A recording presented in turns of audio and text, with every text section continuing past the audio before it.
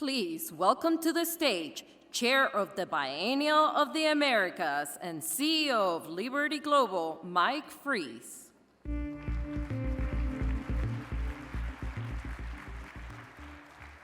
By the way, I have to say that's a fantastic commercial for Fabrica. If you haven't been there and you're going to be here tonight, I'll see you there. It is an incredible warehouse, cultural warehouse. So good afternoon, buenas tardes. Welcome to the final session of the City Summit Americas.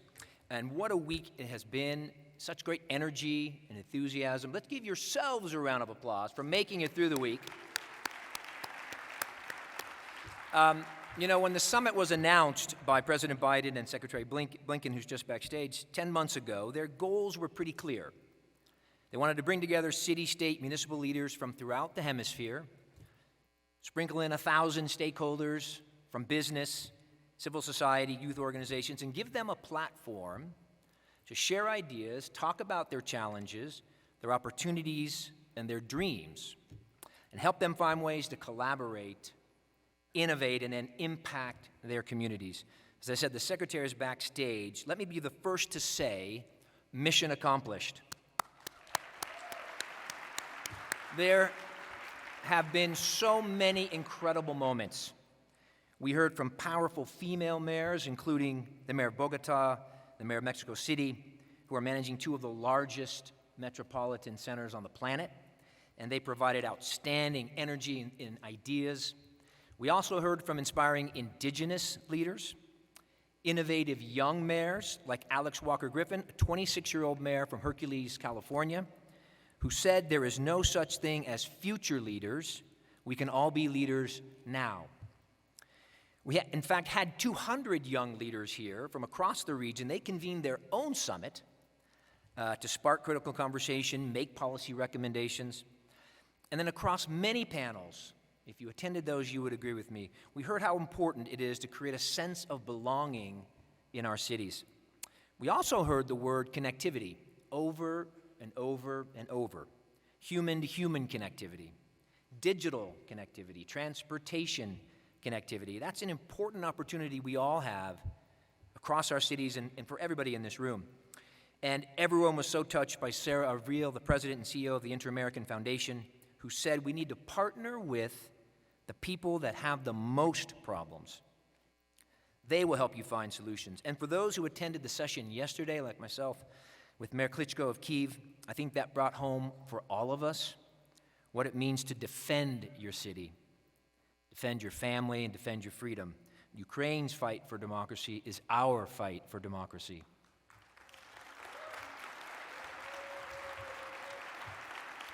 Now, there are 200 mayors here from 35 countries. And I have to say, you are the rock stars of this event. Through the plenaries, the panels, the breakouts, the dinners, you demonstrated what we already knew, and that is the cities represent the front lines of democracy, sustainability, economic development. And as I said on the stage yesterday, you're the leaders creating connections, building communities, inspiring change, not just for your local markets, but for your countries and for the Americas. Let's give a big round of applause for the mayors that made it here to Denver.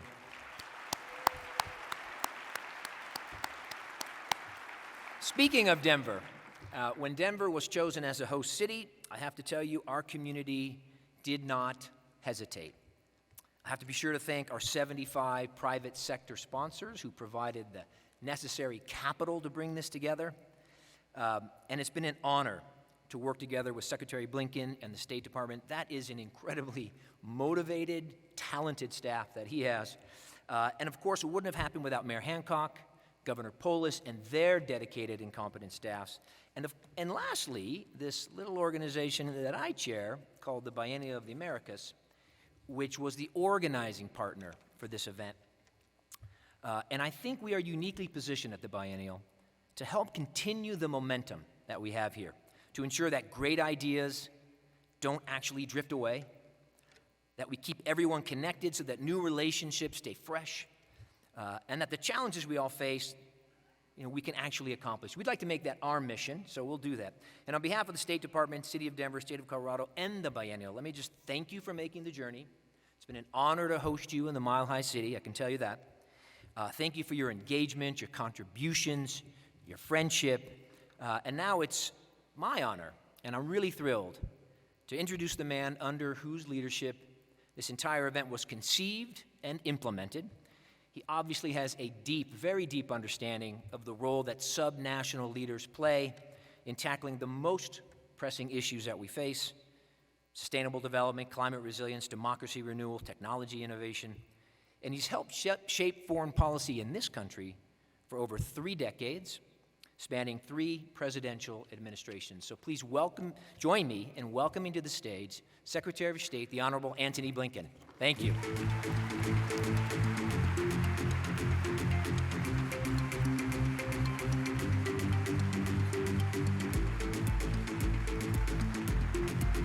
Thank you. Thank you very much. Thank you. Good afternoon. It is wonderful to be with all of you here in Denver. And Mike, let me just say to you, first off, I can't thank you enough for your extraordinary leadership in bringing all of this together. The work you did to galvanize the community, to get the support that we needed for this summit, it's a remarkable contribution, not just to this community, but to our entire hemisphere.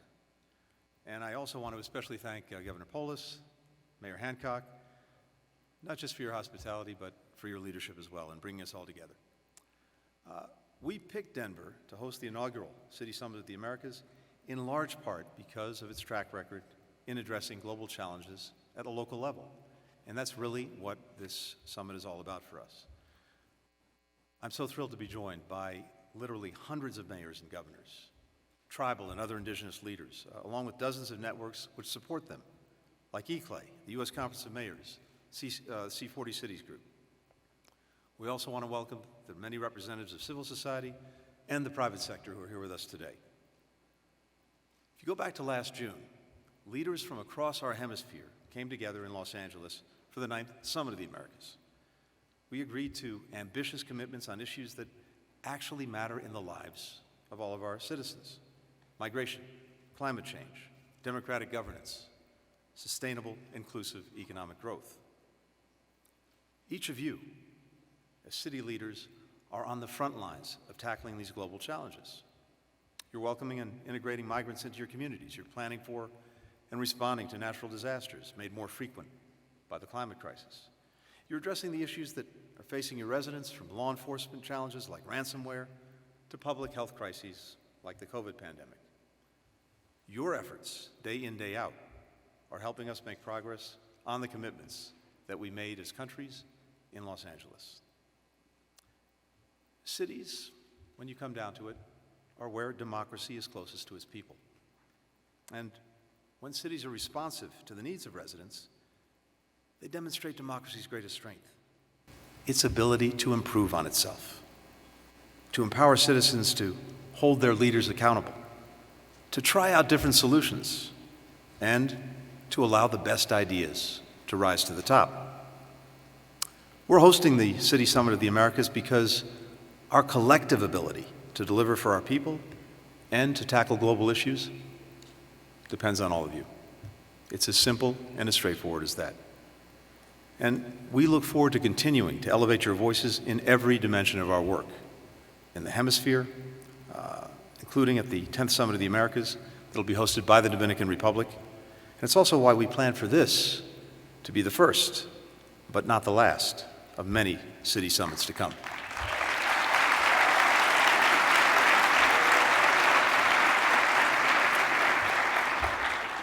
Now, what we know is this, and what I've learned over 30 or so years of doing this, going around the world, is this: somewhere, some part of the world, someone has figured out the solution to a problem that many people are trying to solve. But if we don't share that information, if we don't share that knowledge, then everyone else just has to keep reinventing the wheel. So our success in addressing the many issues that we're trying to tackle right now depends on the best ideas being shared among all of you. And it's why I hope that the connections, and that's that word that Mike used, is the word indeed that comes back again and again. Connections, interconnectivity. I hope the connections you've made here in Denver will last a long time, and that you use them to continue to engage with each other, to share ideas, to share solutions. And as I said, our success depends on these ideas being shared among you. It also depends on national governments learning from you, incorporating the ideas and perspectives of our cities and communities into the policies that we're making at a national level. So what I thought I'd do today as we're closing out this summit is to share just 3 areas where cities are leading the way and where deeper connections between cities and national governments can make a profound difference in the lives and livelihoods of our people. Starting with the first issue I'll talk about, migration. Now, if you step back for a minute and think about the moment we're in, globally, there are more people displaced from their homes around the world than at any time in recorded history, more than 100 million. In our own hemisphere, more than 20 million people are on the move. Back at the Summit of the Americas, we came together to try to address what is an unprecedented migration challenge across our hemisphere through something we call the Los Angeles Declaration on Migration and Protection, which reflected the first truly regional approach to the issue. 21 countries agreed that we have a shared responsibility to tackle the migration challenge together, and they agreed on a shared set of principles and priorities, among them expanding protections for migrants who are at risk.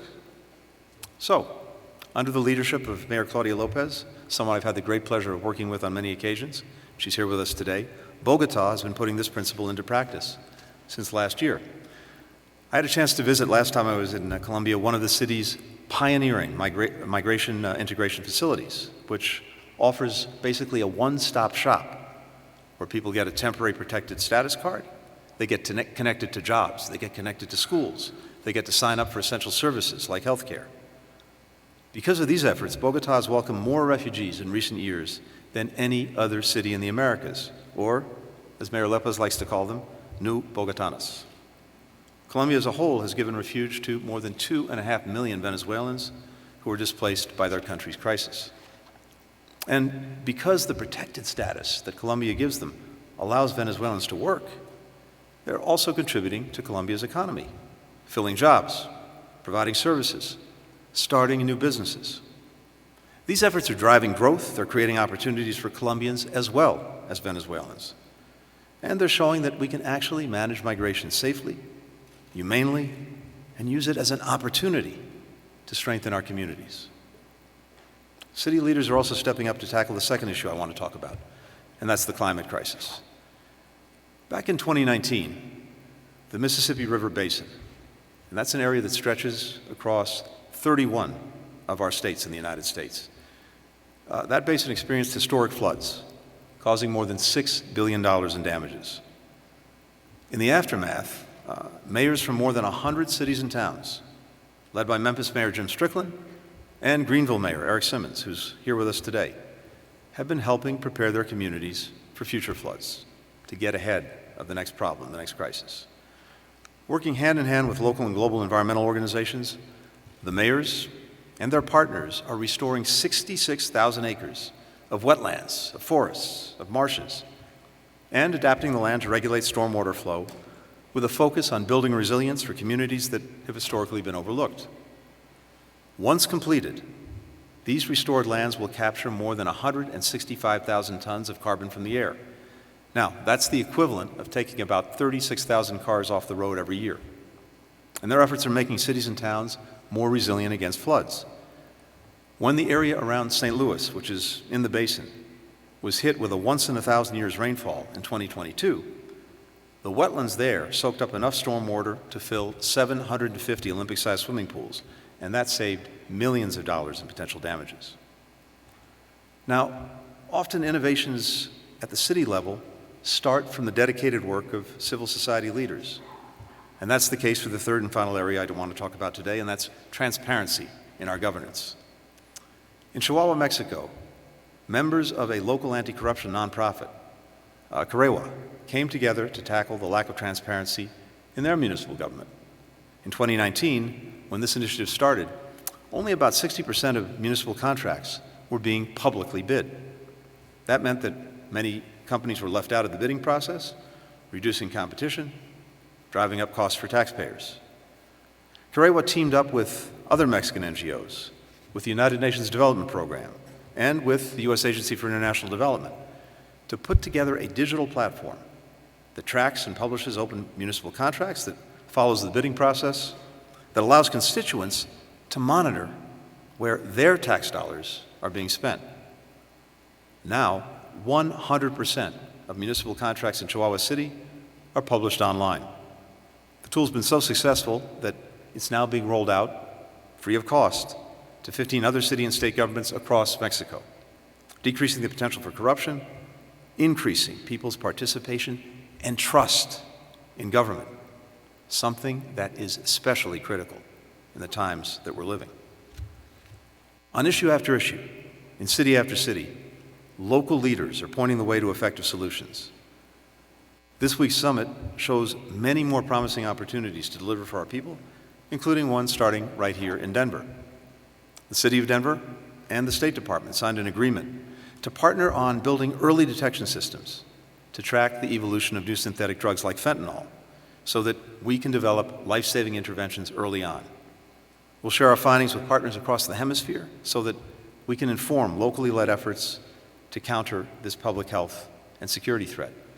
Now, this is a powerful illustration of how solutions that we're finding and answers that we're finding at the local level can have a powerful impact on the most pressing, most urgent national problems and international problems we face. Fentanyl in the United States is responsible for more deaths among Americans aged 18 to 49 than anything else. Think about that for a second. The leading cause of death in our country for Americans aged 18 to 49, synthetic opioids like fentanyl. Last year, we seized enough fentanyl to kill every single American. That's the scale of the problem. By definition, it has to have an international solution, which we're working on very hard at the State Department under President Biden's guidance, but also national and local responses. And I had a chance to see some of the incredibly important work that Denver is doing right here, and I'm grateful for the partnership that we have. Dozens of cities from across the hemisphere also came together to sign the Denver Declaration, which reflects their shared commitment to addressing the challenges facing our cities, including affordable housing, migration, and the climate crisis. And thanks to the leadership of Rio de Janeiro Mayor Eduardo País, more than 45 cities also launched the Anti-Racist Cities Network, through which cities will share best practices for promoting equity and inclusion in our societies. Discrimination robs democracies, including ours in the United States, of the strength, the innovation, the creativity of so many of our citizens, which is exactly what we need to more effectively face the challenges of our time. And that's why efforts like this one are really important in empowering our full populations. To strengthen the partnership between the United States mayors and their counterparts across the world, we at the State Department recently launched a new city and state diplomacy office. So again, people might ask, how is it that we have an office at the State Department to engage at the subnational level? Well, this summit here in Denver demonstrates exactly why it was important for us to do that. Since October, Ambassador Nina Hichigian and her team have been working at building the ties that we're seeing come to full fruition here in Denver. Ambassador Hichigian has held senior positions at the White House, the State Department, and the City of Los Angeles, where she was Deputy Mayor for International Affairs. Nina and her team are here in Denver. If you haven't had the chance to connect up with them yet, I hope in the remaining time that you have, you'll take the opportunity to do so. The city and state diplomacy team's work is a key component, but not the only component, of the State Department's substantive engagement with cities across our hemisphere. Many of you in this audience have worked closely with our embassies in your countries, in your cities, on a wide variety of issues, connecting your city's businesses with the U.S. private sector, launching partnerships to strengthen our shared energy security, combating human trafficking, promoting global health. In so many ways, the connectivity between our department and your cities is helping to produce real results. Earlier today, I also had a chance, and I hope, again, some of you, if not all of you, had the opportunity to do this. I had a chance to visit the Innovation Plaza at the summit, where many of our companies are displaying solutions that they found to the challenges that you're trying to address, from accessing government services to recycling and sustainability to housing. These connections, too, between cities and the private sector are another very vital part of this gathering. Now, to build on all of this work, we're devoting additional resources to our engagement with cities. Yesterday, we launched something called Cities Forward, an initiative to help cities build a sustainable, inclusive, and resilient future. Through this program, which we're running with our implementing partners eClay, Resilient Cities Catalyst, and the Institute of the Americas, we'll start by connecting 12 American cities here in the United States with 12 Latin American and Caribbean cities so that they can share directly experiences and lessons on everything from how they're finding new ways to reduce air and water pollution to designing their infrastructure to better withstand more intense and frequent natural disasters. We'll also support participating cities with funding, technical assistance to develop and implement sustainability action plans that benefit all of their constituents, including those from underserved communities. And while we're starting with 24 cities, we plan to share our findings with cities throughout our entire hemisphere so that what we learn from this initiative, we can take that and we can scale it. I'm doing a little advertising. The application for Cities Forward is now live. Consider applying. As you all know well, there is tremendous collaboration already happening in communities across our hemisphere. To cite just one example, look at the work being done here in Denver by community leaders Kristen Lacey and Vivi Lemus, who are also here with us today. When they first met, Kristen and Vivi realized how much that they had in common. Vivi was born in Guatemala. Kristen had spent years working there. They loved two things: coffee and cooking. They shared a dream of creating a space to build community between Spanish and English speakers. So they started putting away their savings. They got financing from local lenders. A fellow entrepreneur tipped them off to an open space, and city leaders stepped in to help them secure it. Last year, Kristen and Vivi opened Convivio Cafe, Denver's first women and immigrant-owned bilingual coffee shop. They source their coffee directly from Guatemalan growers. That allows farmers to earn up to 4 times the profit they otherwise would. And they use the walls of their cafe as a space to display art that exposes customers to Guatemalan culture. Connections like these are leading to tangible benefits for people across our countries through greater exports and good-paying jobs that respect labor rights, that give workers a fair shot at getting ahead, providing for their families and their communities. These partnerships are already being built not only between our people and businesses, but also city and national governments, labor unions, civil society, multilateral organizations. We're increasingly bound together through these connections. And what's so important is that we're putting them to work to meet the challenges of our time, the challenges we have to face if we're going to make a meaningful difference in the lives and livelihoods of our fellow citizens. President Biden has said on more than one occasion that we have everything we need to deliver for our people right here in our own hemisphere. And work being led by cities across the region, which you've shared throughout the summit, shows exactly how we're doing that. So, to each and every one of you who's participated this week, and to each and every one of you who's not only participating this week, but engaging every single day in these efforts, thank you. Thank you for your leadership. Thank you for your partnership. Thank you for the work that we're doing together as we build toward a more secure, a more prosperous shared future in the Americas. I, for one, am greatly looking forward to seeing all that we can accomplish for our people and for our hemisphere in the months and years ahead, following up on everything that's happened this week here in Denver. Thank you all so much. Thank you.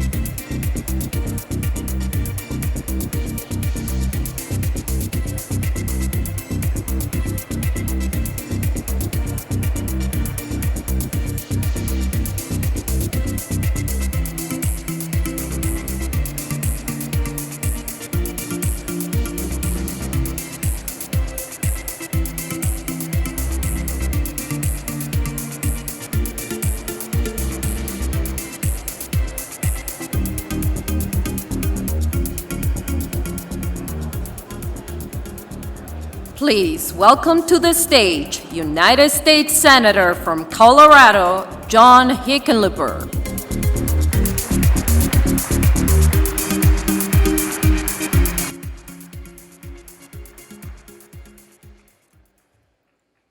Well, good afternoon. That was great. As a former mayor of Denver and a former governor of Colorado, now I've been demoted to being a senator, I can say welcome to Denver, although you've been here for a while. Now, you might think that following Secretary of State would be intimidating, but as a former mayor in a room full of mayors, I think we all know who really gets things done.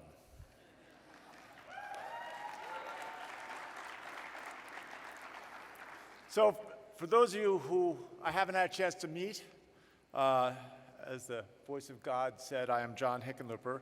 I was a laid-off geologist, turned to opening a restaurant that brews its own beer, and then another one, then became mayor of Denver, governor of Colorado, and now serving in the U.S. Senate. Being mayor was my first adventure into government. And to this day, I think it's the best view one can have of society at the city level. The city is at the business end of the stick we call policy. It's where all the theories and ideas come to face with the cold reality. And it's cities that make things work, whether it's immigration, or climate change, water scarcity, or pandemics. We cities are the canaries in the coal mine. The shared challenge that we all face is why it's so important that we all come together, that we all go to such trouble as you have to travel to one place. Finding ways to connect that go beyond national borders and with a longer view toward history. After all, when you think about it, so many of the great cities of this hemisphere have been around longer than our countries have. Nations can come and go, but cities have real staying power. The long journey to today started almost 20 years ago, back when I was Denver's mayor, when we first discussed having a Biennial de las Americas. And that idea would become the fulcrum for the economic and cultural summit that Colorado's been hosting since 2010. Then in 2015, we convened the first ever Summit of North American Governors and Premiers, which was the first of its kind gathering of state-level leaders from across the hemisphere. And then today, here we all are. You might wonder what made a mayor and governor so focused on working so hard to bring an entire hemisphere to Denver. It was not a sly or devious plan to, get the restaurants more business or hotels more room nights. I swear it. It's because I believe we have so much to learn from each other in our little half of the world. During my time in office, I was fortunate to visit many of your cities. And so many of you came here repeating a pattern of exchange and travel that has defined the Americas since humans first arrived. Out of our hemisphere's bloody, unjust, and often violent history, the cities of the Americas have become among the most dynamic and diverse in the world. And as some nations choose to retreat into themselves, the Americas stands out as a place defined by collaboration. The cities each of us represent here today are examples of how innovation can be driven and scaled. Here in Denver, we've seen our own pioneering efforts echoed again and again, from safe marijuana legalization to better methane regulations. Just as we've, that deserves some applause. Just as we followed in all of your footsteps on so many other issues, we're here today to go forward. We're here to meet face to face to really talk and learn from one another, to put our heads together to solve the problems that we swore to address for the people we represent. But we're here also to celebrate, to revel in the joy of simply being together. After a couple of years of COVID and being apart, we don't have any time to waste. In this new age of re-emerging nuclear weapons and artificial intelligence, of rising authoritarianism and nationalism, we have to work together. And here in the Americas, we have an opportunity to shape that destiny. We must do it not with an air of Western exceptionalism, but of great Western harmony. We are humble and grateful to have the opportunity to hear from all of you about the great things you're doing in your cities, to learn from you, to work together. We're delighted you're all here and all staying in a revitalized Denver and spending some money in our restaurants and our hotels. Stay as long as you like. Gracias, obrigado, thank you.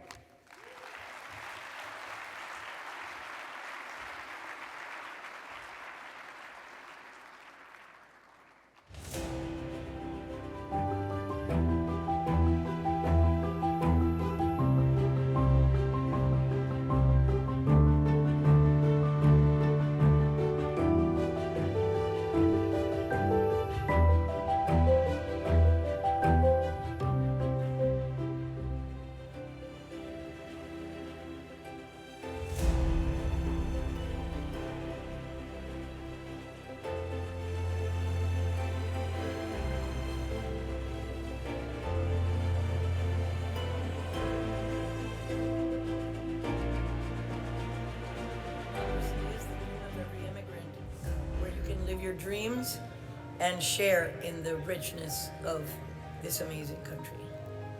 Democracy is to forget for a moment about self and think about a collective. Democracy is to see oneself in concordance or discordance with others. Democracy is having my voice heard and valued.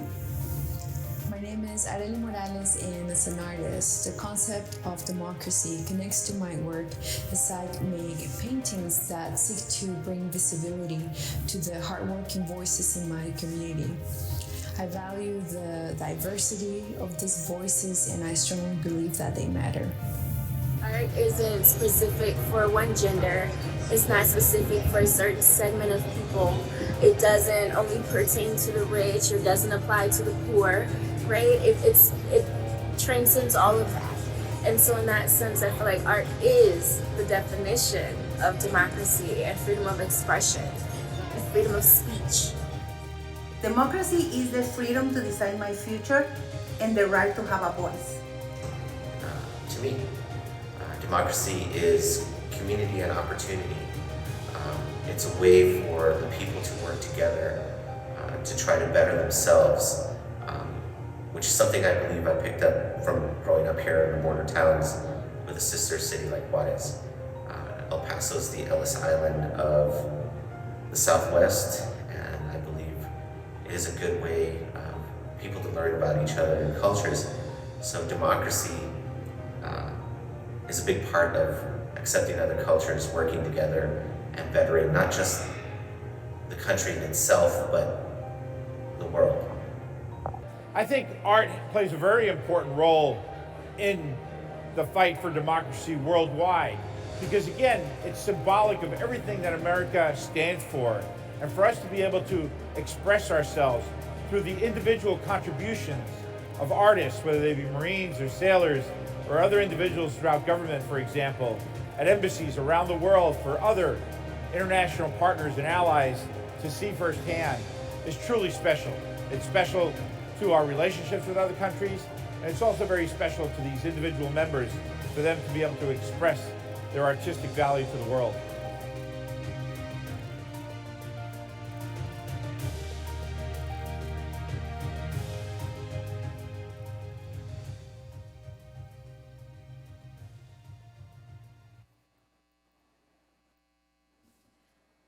Please welcome to the stage CBS News national correspondent Lilia Luciano, Mayor of Barranquilla, Jaime Pumarejo, Mayor of Seattle, Bruce Harrell. Mayor of Bogotá, Claudia López. Mayor of Upala, Yamileth López Obregón. Travis County's Taxes Commissioner, Brigid, Shea. And General Manager of Urban Development, Water, and Creative Economies at the CAF-Development Bank of Latin America, Ángel Cárdenas, for the Human Mobility in the Americas panel organized by CAF, Emerson Collective, Inter-American Dialogue, and the Mayor's Migration Council.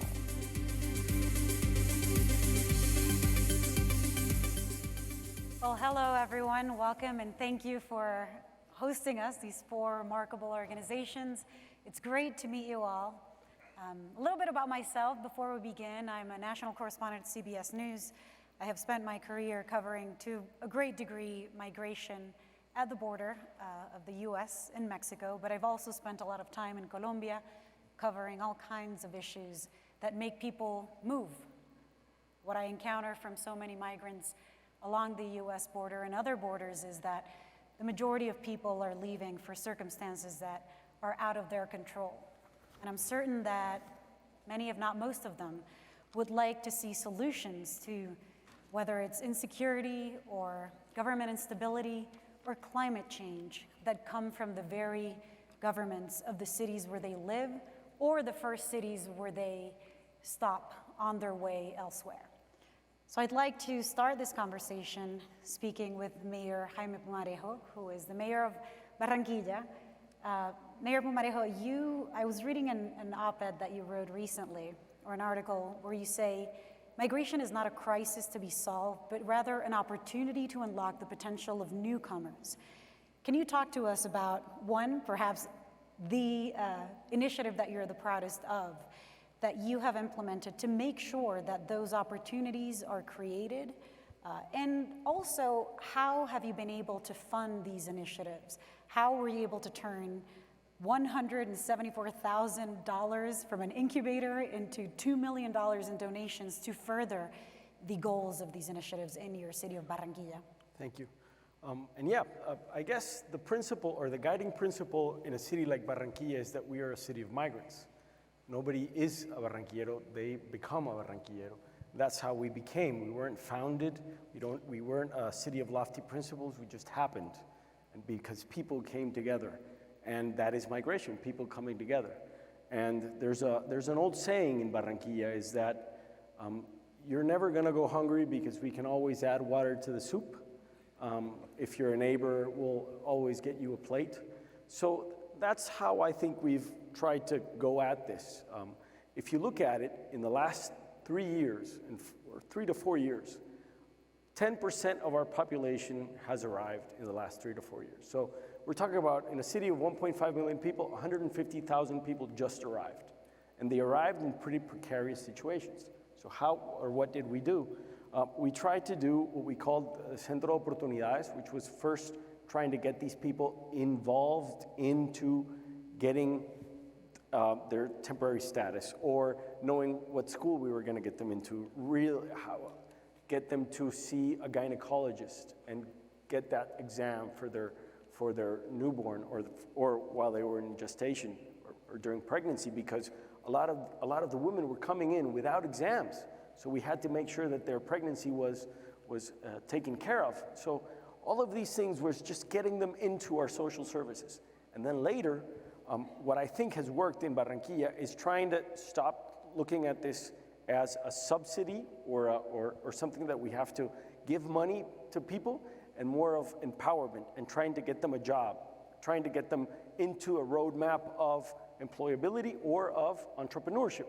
And that has made a difference. And what became as a small grant from the Mayor's Migration Council and others has become a $9 million donation fundraising effort that has gone directly into these people's lives. No 3 or 4 tier bureaucracy, but directly into those programs. So another message is work with mayors because we get things done.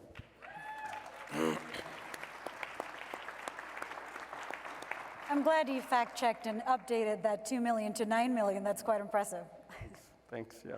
The next question is for Mayor Bruce Harrell of the city of Seattle, which, as I said backstage, I love, and a city that has been very welcoming, depending on how you measure it, to migrants from all over the world. I've encountered legal aid or lawyers who work with communities in Seattle that come from places in Latin America who don't speak Spanish, and in other cities don't have access to those resources to be able to continue their process and moving to different parts of the United States.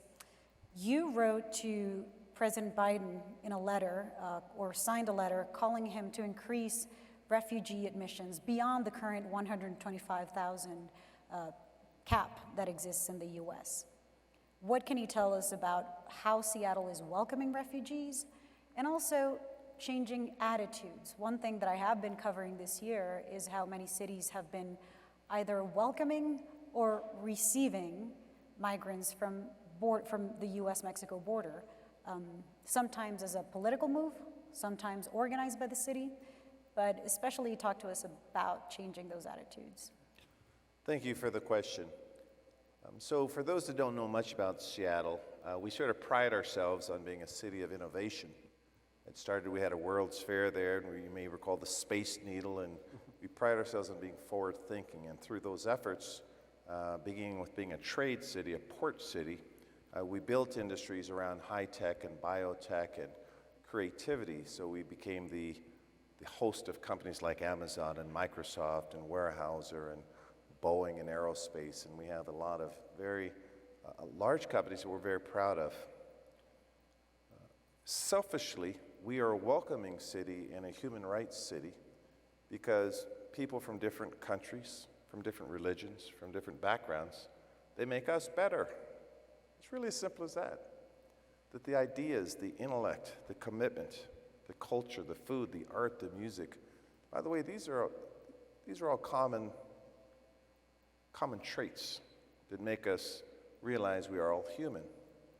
We all just experienced issues with COVID that defined our oneness. So in Seattle, as mayor, I issued an executive order and I said, we will pride ourselves in how welcoming we are. This is our opportunity to love. Thank you. And very specifically, I was enriched by a meeting this morning with mayors from Ukraine. And I want to say the mayor of Kharkiv's name correctly, Terekov, I believe he's here. And we talked about the younger people. A lot of you look old like me, so I'm going to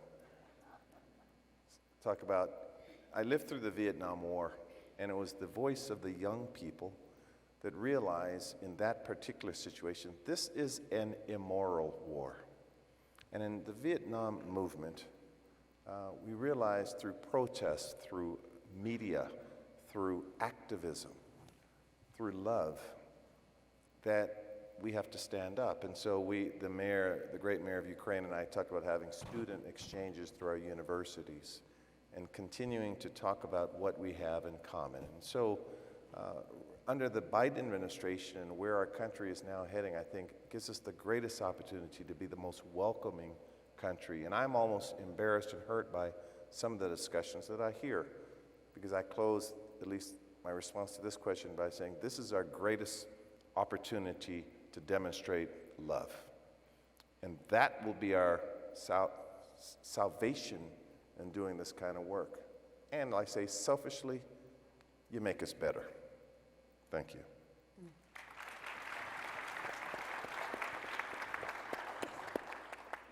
Mayor Claudia López, as we heard from Secretary Blinken, you lead the city with the largest amount of migrants in all of Latin America. I remember traveling to Bogotá and learning about not just migrants coming from other countries, but internally displaced people. And so you would think that Bogotá has the infrastructure, the initiatives, the policies in place to serve people who've had to flee their homes.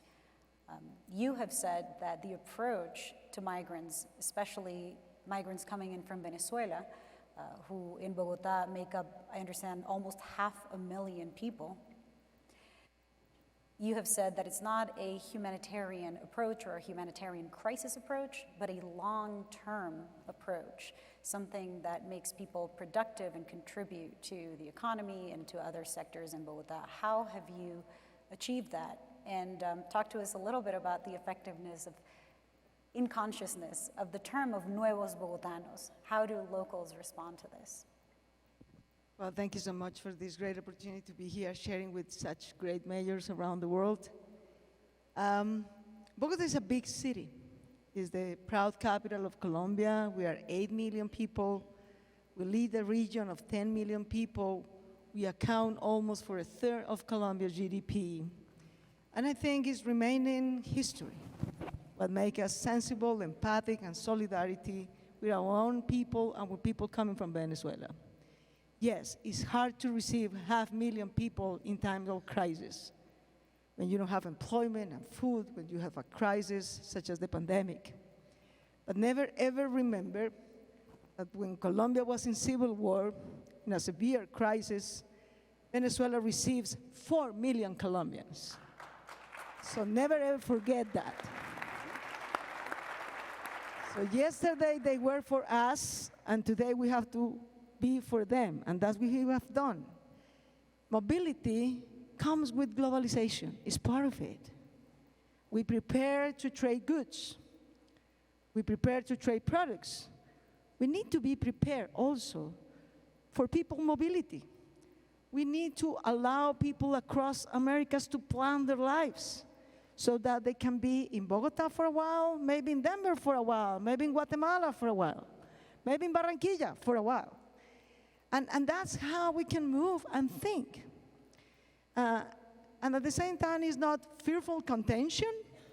That's never, ever going to achieve anything. Rather, is rapid, empathic inclusion, social and economic inclusion. That's the response we need to do. And in the last 10 years, if you think, or maybe a little bit more, maybe almost 15 years since then, the end of the 1990s until now, we first received more than 500,000 Colombians coming from different regions, internal refugees, because of the civil war, because of armed conflict. People that was forcibly displaced in a night from whatever they have. And we were prepared to receive them the best way we could, not with this sense of emergency and refugee, but with the sense of we're gonna come together. In a place where there is food for 2, will be food for 3. That's something that we know in any place in Latin America. That's part of our values. That's part of our democratic commitment. It was in the 20th century, it has to be present in the 21st century. And this is no rosy picture, it is hard. It brings opportunities and it brings troubles at the same time. And we need to deal with them. But we are proud to have been incorporated in less than 3 years, 56,000 kids, Colombians and Venezuelans, into our public school system, and with no asking questions for any social service, in health services, in hospitals, in the transportation, in jobs, and taking whatever information you can give us of what you want to do at face value. So you're an engineer. I'm not gonna ask your government to send me the certificate that you're an engineer. We cannot allow that to wait.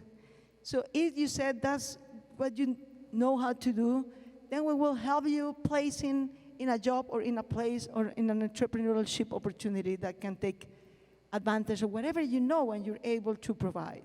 So let's make sure that we all want to live in the place we were born.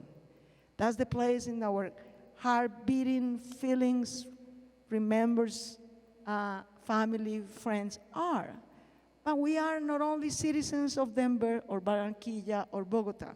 In the 21st century, we're citizens of the world. So we should be allowed to move, we should be welcome to move, and we all should be prepared to receive and give in any given time.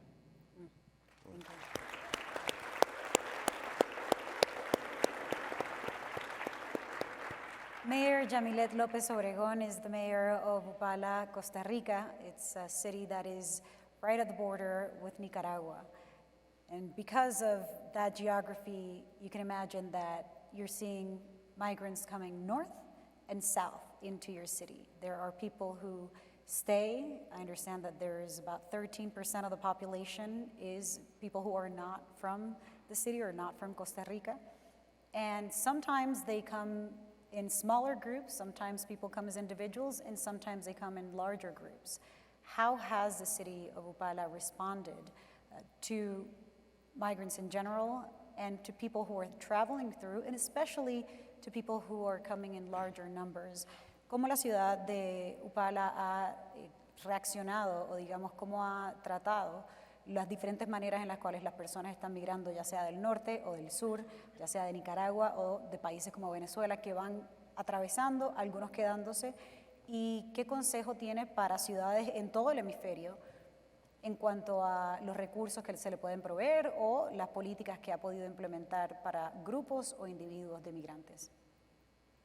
Muchas gracias por la invitación el día de hoy. Estamos muy felices de estar acá representando a Upala, un cantón fronterizo de la provincia de Alajuela, zona norte de Costa Rica.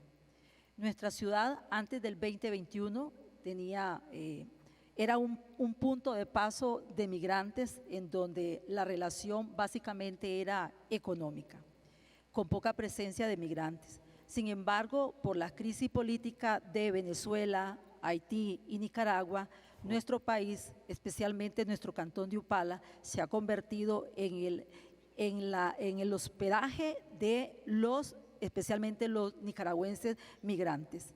Eso nos ha dado un 13% alrededor de la población de Upala es extranjera, migrantes, solicitantes de refugio y refugiados.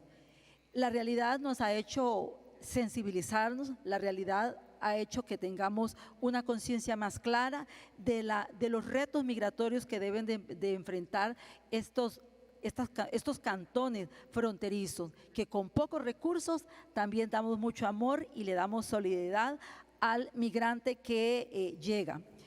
Hemos identificado el abordaje de esta población en dos grandes marcos, el marco humanitario y el marco económico. Esto quiere decir que no solamente le hemos dado ayuda, hemos hospedado a los migrantes, tantos que vienen del norte como del sur, sino también hemos logrado implementar con articulaciones de ONG y Sistema de Naciones Unidas pequeños emprendimientos para los migrantes que se puedan integrar a nuestra sociedad y que puedan tener mayor posibilidad para el desarrollo económico de ellos y de sus familias. De igual manera, por supuesto que son muchos retos, como les decía anteriormente, es un 13% de la población de Upala que es migrante. Sin embargo, no solamente tenemos ese reto, sino la población en tránsito que viene del sur, que tiene que ver con venezolanos y haitianos. Definitivamente para nosotros es un gran reto, pero sin embargo con las alianzas que hemos podido desarrollar con las agencias de Naciones Unidas y con los gobiernos pequeños de los distritos hemos priorizado. Y en ese sentido, el gobierno local de Upala está trabajando en tres grandes áreas importantes. Número uno, las personas que quedan, migrantes que están en Upala, que se quedaron para estar con nosotros, le estamos dando la prioridad para pequeños emprendimientos que puedan garantizar la salud, que puedan garantizar la educación y además de eso, mejor calidad de vida para esta población que hospedamos. De igual manera, la población en tránsito que viene, también damos como solución lo que es la ayuda humanitaria para esta población que por lo general viaja y está alrededor de 3 o 4 semanas en nuestro territorio. Y de igual manera tenemos alianzas con empresas para apalancarnos en algunas oportunidades económicas que puedan ofrecer esta población migrante. Sabemos que los retos son muy difíciles, los desafíos también, pero estamos conscientes como población de acogida que tenemos una gran oportunidad de desarrollo también económica con nuestros migrantes. No concebimos el desarrollo de Upala sin mes con la población migrante. Así es que desde esa línea, de esa visión, nosotros sabemos muy bien que es un gran reto, pero debemos de trabajar de forma articulada y sabemos también que este trabajo es por naturaleza transnacional, que no solamente es compromiso de los gobiernos locales, de la sociedad civil, sino también se requiere el compromiso del gobierno central, en este caso Costa Rica, y también internacional. De igual manera, los organismos financieros, les hacemos un gran llamado para que puedan trabajar con los gobiernos locales. En este momento tengo también un compañero, está acá Alonso, que es el alcalde de la Cruz, fronterizo con Nicaragua también, y tenemos otros colegas alcaldes de Costa Rica que estamos trabajando acá. Y queremos hacer ese llamado, porque realmente nosotros somos un cantón, no solamente huésped, sino de tránsito de los migrantes, pero los abrazamos igual como nuestra propia población.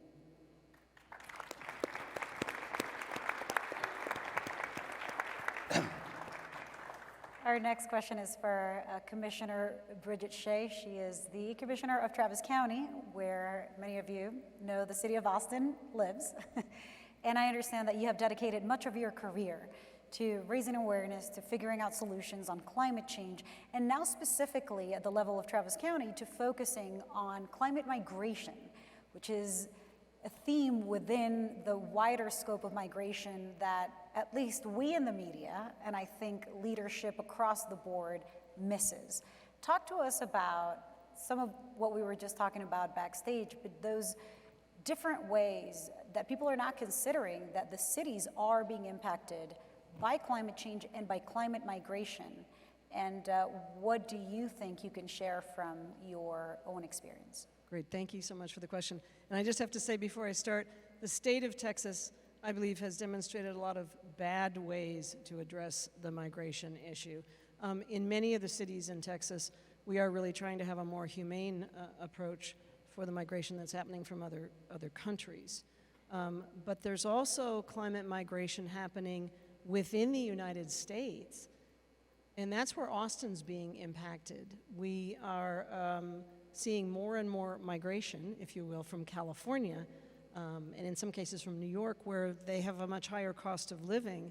And as people come to Austin in growing numbers, because there are real climate reasons for moving away from California, and many people cite that when they come to Austin, it's raising the cost of housing, because people are able to pay a great deal more, and there's a shortage of housing.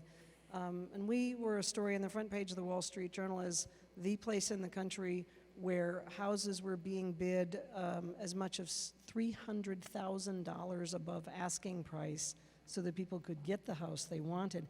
And because we're a property tax state, that means the value of all the other houses rise with the market. And overnight, people were learning that their homes were worth $1 million, but they were not millionaires. They did not have the ability to pay those property taxes.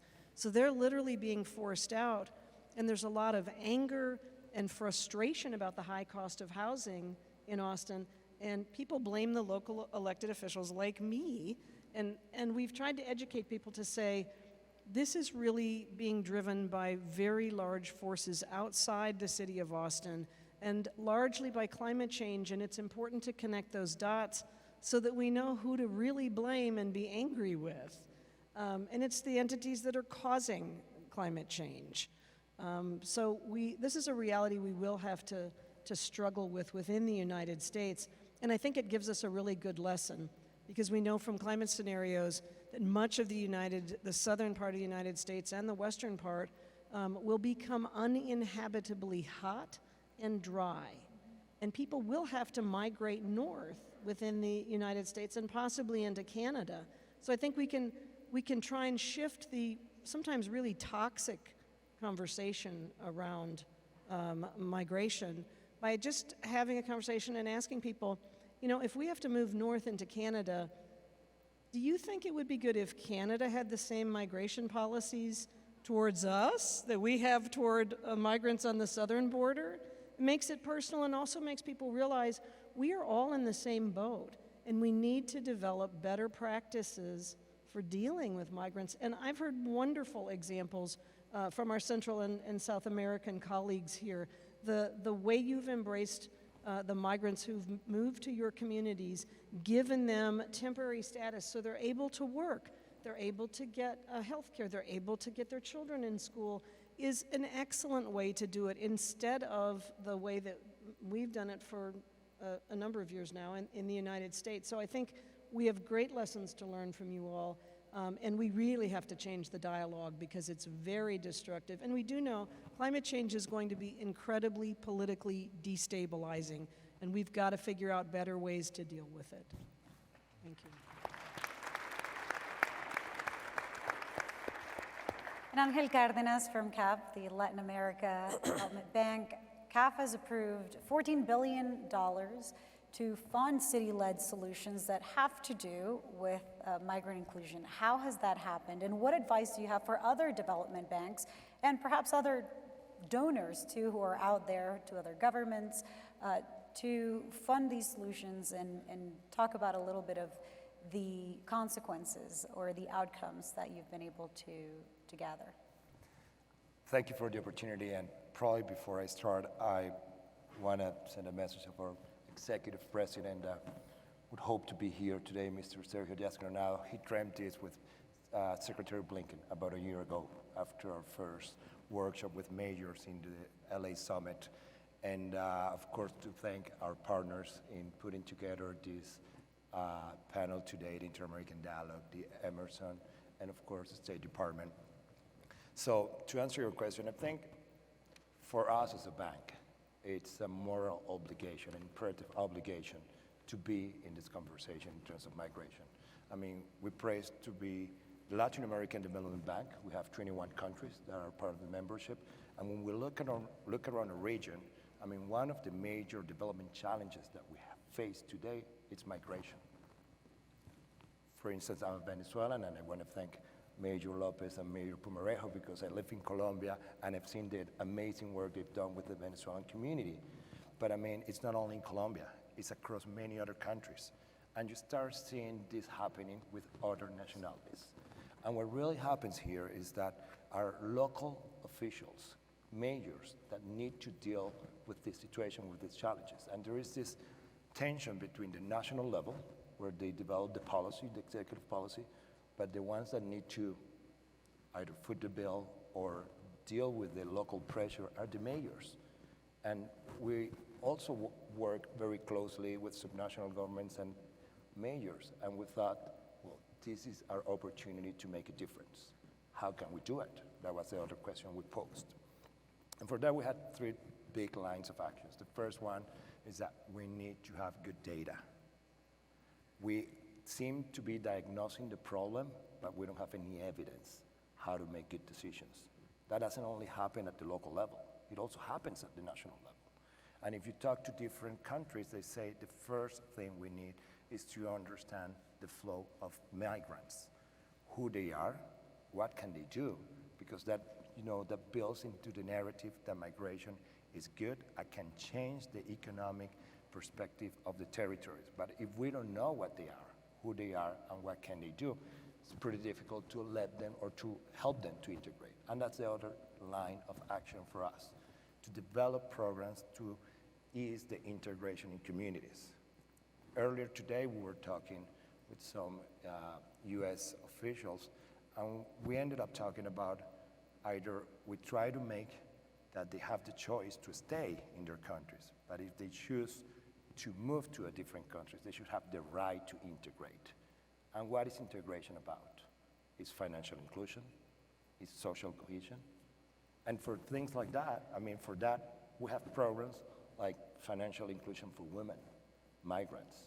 The life of these migrants changes as soon as they are integrated. So that's our second line of action. And our third, and goes back to our relationship with mayors.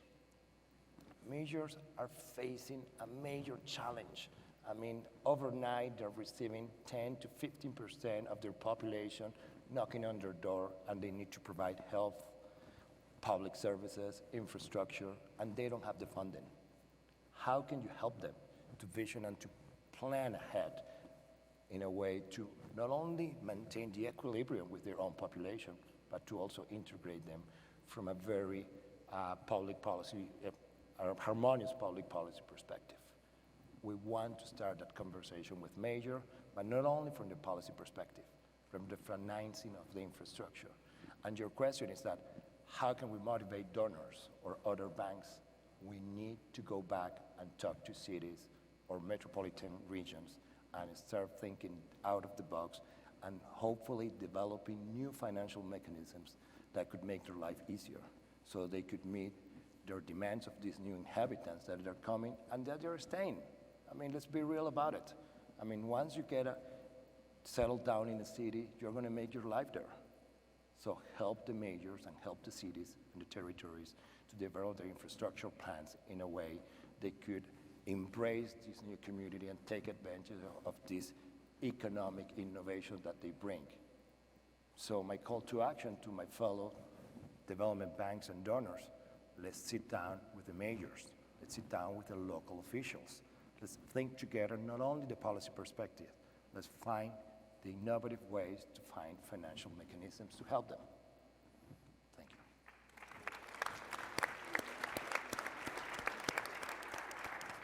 Okay, we have some time, and I'd like to ask everyone on this panel, what is a myth that you like to bust? You can't take as long as you have for the last question, but in a brief way, in a concise way, what is your favorite myth to bust? What is, given that we have an audience of mayors and local leaders, of national US officials, of the public, of nonprofits, and of donors, whether they're organizations, individuals, and the public who's watching us on stream, what is something that is not true that you have encountered, and how do you like to correct the record on that? And I'll say the question in Spanish too. ¿Cuál es un mito que han encontrado, que se han enfrentado, ya sea en su propio gobierno o en cuanto a las ideas que tienen que ver con migración, sobre la inclusión de migrantes, que no es cierto y que quizá el público piensa que es cierto y que es lo primero que hay que corregir para cambiar la forma de pensar, para cambiar las estrategias? And of course, one thing that I missed in the question in English is having to do with migrant inclusion and migration, not just any myth to bust. Myth to bust. Okay, should I go first? Yes, let's go in order. That's Okay. more orderly, yeah. Okay, so I'm going to get in trouble probably, but one thing I think we need to bust is not everybody wants to migrate to America, to the US. Not everybody wants to come here. And why do we come here? Or why do a lot of people come here? Because of economic crisis and political instability. So if we build a more prosperous region where we work together, for example, nearshoring, and that innovation in Seattle can find export of services and capital from Colombia, then we're going to have a more robust relationship where we don't have to think about getting up and packing and leaving, but we can build our economy and our society. If we are able to make sure that the democratic ideals or stronger democracies are prevalent across the region, then we're going to see less migration. It is a pattern. It is obvious. Let's work together and make sure that works. Nobody can repeat the one that the person before said. Yeah, I feel sorry for you.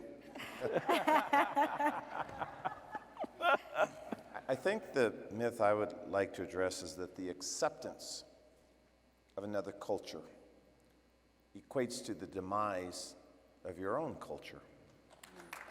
And my personal background is, I think, somewhat interesting, at least interesting to me, and that is that my mother's family migrated from Japan. And she met my father, who was of African-American descent. Two different cultures. And they loved each other's cultures, but they also preserved their own cultures. I think this is the new discussion we have to have, that anti-immigration laws are rooted in fear and ignorance. And in the work that we have in front of us as mayors is we can change that discussion. And so it's a beautiful experience. Again, I'll talk about the mayors from Ukraine. I don't know in preparation for that meeting what I would have in common with them, but it didn't take but 60 seconds to find out what we had in common. And that's the richness of this experience. So that's the myth that I would describe. Mayor López.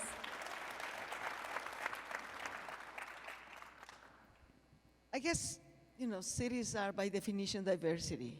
So any city should be afraid to have more diversity. Otherwise, no city could exist. But at the same time, we have this combination of each individual uniqueness and each community diversity. That's what makes cities rich. I can't imagine what Bogotá, I'm the minority in my own city. We, the traditional Bogotanos, are less than 50% of Bogotá's population. It's people coming from other regions of Colombia. It's people coming from other countries, now the new Bogotanos. So the new Bogotanos, whether Colombians or other nationalities, they are 55 or 60% of Bogotá's population. And that's why we are who we are. That's why we have this diversity, creativity, innovation, ability to produce, to include, to innovate, whether in technology and education. That's why we produce a third of Colombia's GDP. That's the reason we are the city we are. So this crazy idea that somehow more diversity is dangerous, where that idea came from? Every single city has been able to receive waves of people from different towns, from different places, from different countries, and the better and the quicker you incorporate those waves, the better you were for all. We repeat this country knows this for more than a century. Why suddenly somebody in this country forget that about? That's who we are. And we greet and we are glad to live in this era of connection and global connection. If we have global reach, then we're going to have global mobility. Why it is a surprise? The better we are prepared to be in that mood and in that flow, the more flexible and adaptive we are to that flow, the better we will be. And never ever forget that all of us could be a migrant at some point of their lives. So how we want to be treated. How do you want your son or your daughter to be treated? Do you want them to be treated with respect and dignity and empathy and solidarity, or with fearful and discrimination and hate? So it's each of us at some point in our life is going to be in that position, whether receiving people, whether welcoming people, whether living, maybe because we want different opportunities. And finally, I have the opportunity here to listen from different American mayors, the Inflation Act, the Infrastructure Act, this Build Back Better initiative of President Biden, how useful and important it has been to receive money directly from the cities. Let's do the same new Green Deal, Build Back Better cities in Latin America and the Caribbean too. We will all benefit from that. And so we can put our own taxpayers' money, the development bank's money, and let's get the money directly to the mayors. We are not in this politics of division and abstract hate and or polarization. Any mayor in any city, in any country, know that empathic solidarity, collective action is what gets things done. And we are in the, we're in the mood of delivering things always, of being accountable to the people, whether in good situations or in bad situations. Mayors will be the first to come and the last to go. So that's the best place to put the money to achieve inclusive, sustainable development so that our generations to come can move freely without the fear to be rejected or excluded. Thank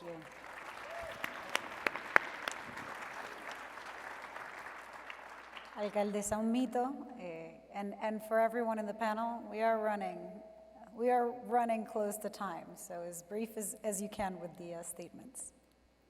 Muy bien. Un mito en Costa Rica es que los nicaragüenses nos quitan, nos eliminan las oportunidades para el empleo.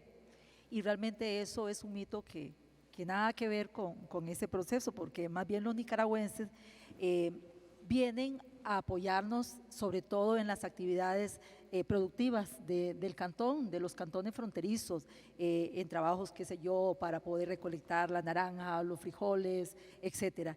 Y más bien ellos aportan a la economía de nuestro país y hacen el trabajo más fuerte que al costarricense no le gusta. Entonces ese es un mito que en realidad tenemos un gran reto en Costa Rica que eliminar, porque no es así, más bien ellos aportan a la economía. Y rápidamente es importante decirles a los organismos financieros internacionales, a las agencias del desarrollo de Naciones Unidas y a todos los que tengan que ver con presupuesto. Y asumo este compromiso, los gobiernos locales trabajamos muy fuerte para poder llevar proyectos de desarrollo económico y social para nuestras comunidades, nuestras ciudades. Y es importante el hecho de poder apoyar, de inyectar recursos a los gobiernos locales, porque sabemos dónde está la problemática, cuáles son los proyectos, tenemos toda una línea de proyectos a seguir, y entonces en ese sentido considero que es sumamente importante que las agencias y todo lo que tiene que ver con financiamiento nos puedan colaborar para tener una gran oportunidad, no solamente la población de acogida, sino también los migrantes, solicitantes de refugio y refugiados, para tener un mundo mejor, un mundo más inclusivo, un mundo más solidario.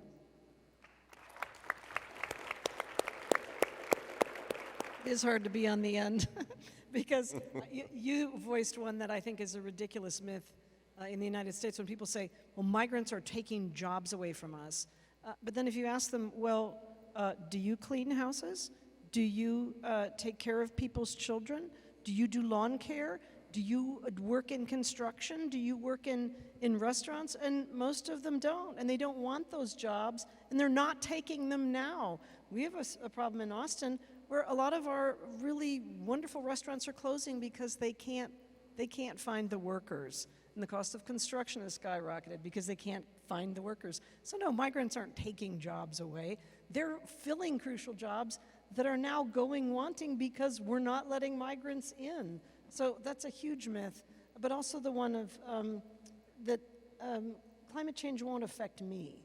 I think it really is it's a terrible myth because it means people aren't paying attention and they aren't preparing, but they also don't have the necessary empathy that they'll certainly want to receive when climate change does affect them.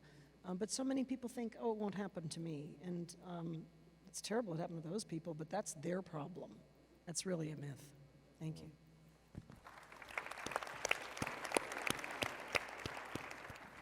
I was wondering if I could get my question changed. I guess not. No, actually, there are two myths that I would love to erase. The first one comes from that Latin Americans, we don't do our job well in terms of managing migration. And I think you have three great examples here in these three amazing cities that are doing a great job with less resources.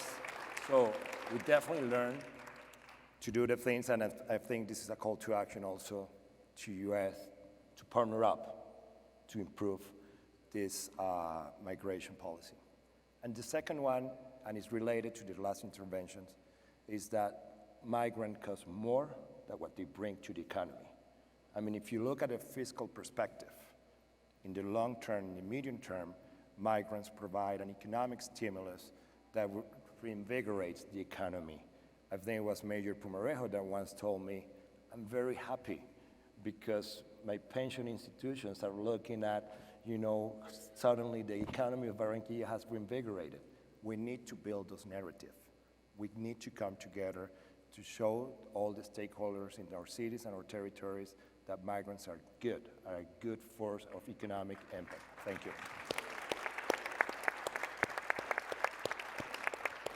Well, these have been just a few case studies, if you will, of what's possible. But I do urge everybody in this room and everybody in the audience watching from wherever you're streaming to take these examples and maybe work a little bit on some research of the others that have been presented from this week.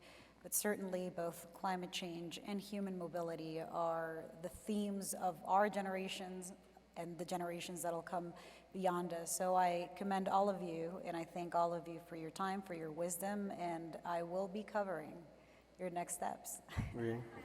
Thank you all. Thank you.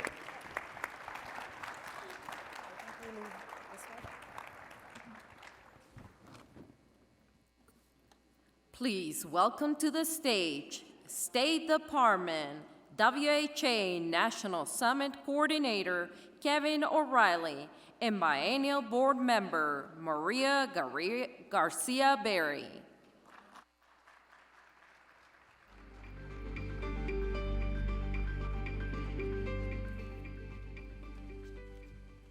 Thank you, everybody. Friends, old and new, our summit, your summit, draws to a close. 10 months from Los Angeles and the City Summit of the Americas to here in Denver. I say your summit because we worked, and I hope we succeeded, to ensure that during our days together with you, we could help you amplify your voices and create opportunities for you to share your knowledge and wisdom and best practices. Because together, across neighborhoods, cities, provinces and states, and across borders, we can help each other improve the communities where we all live. The discussions here, led by mayors and civic organizations, by voices representing labor and business and youth, so many positive voices, show with absolute clarity that by looking to our cities and our towns, large and small, across the wide expanse of our remarkable hemisphere, we can identify the most positive and practical innovations created by the most creative souls in our societies. Each of you know those stories of your towns, those innovations and the perseverance that people needed to make them happen, and the efforts of the members of your communities to improve those neighborhoods and to reach out to those on the margins of each of our societies and draw them closer.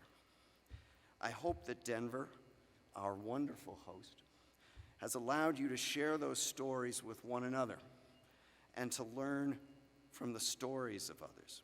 The thesis that motivated us to come to Denver and propose this and to work with its great people to build this forum was and remains that you, all of you, have lessons for us all. I hope and I think that you have proven that thesis beyond our greatest expectations. And so thank you very much. It's been a wonderful adventure. I hope we get to do it again sometime. And now, Maria Garcia Berry has, I think, a more important announcement than that. But thank you very much. Thank you. Buenas tardes. Al fin acabamos, ¿no? So I'm Maria Garcia Berry. I'm a Cubana, Cuban-born, but got very fortunate in my life to have migrated to Denver, Colorado, and was raised in Denver. But in this capacity, I'm a proud member of the Biennial Board of Directors. On behalf of the host committee for the City Summit of the Americas, we can't thank you enough for spending the last few days in Denver. I hope it's been enlightening. I hope you've learned, you've communicated, you've connected, and you've made commitments to keep up with each other. We believe the commitment you've made to advance our cities and work across borders strengthens our region and builds stronger communities. The City of Denver, the State of Colorado, and the Biennial of the Americas look forward to continuing this work, and we invite you to join us as we work together with our partners at the U.S. State Department. We look forward for showcasing your learnings and supporting the networking that took place throughout the week. But I want to thank you all for leaning in and making this summit a true success. I also really want to acknowledge some people that have really devoted their entire lives since June 6th of last year to making this happen, along with Kevin, to make sure that this would in fact be possible. Ari Pauls and Danny Ricchetti from the State Department. Danielle Oliveto and the entire Polis team has been fabulous. The governor's office has been terrific. And Lisa Carpenter, the woman who was never quit, and one point was stuffing bags, getting ready name tags. She does everything, and she's been fabulous. So thank you so much. Now, I'm here to talk about fun. Los cubanos dicen, vamos a fumar una pachanga, porque es viernes, son las viernes por la tarde, we have to start going. We need to party. So at the Biennial, the opportunity we got is that we believe the power of art and culture is to build deep and enduring relationships and strengthen our cultural empathy. We invite you now to join for the magic of Fábrica de Arte de las Américas. I hope you all realize that we have over 150 artists from all of your communities throughout the Americas and Canada. We never forget our neighbors to the north, right? To come entertain us, inspire us, display their artisan capabilities. I'm sorry, it's late, it's Friday. There's going to be music, there's going to be food, dance, fashion, and cocktails, all curated by the amazing Latin Grammy winners, X Alfonso and Sandra López, who have worked tirelessly since we invited to put together the Fábrica de Arte. So on behalf of all of us from our city, thank you so much. Mil gracias. Hasta la próxima. Y ahora nos vamos a divertir.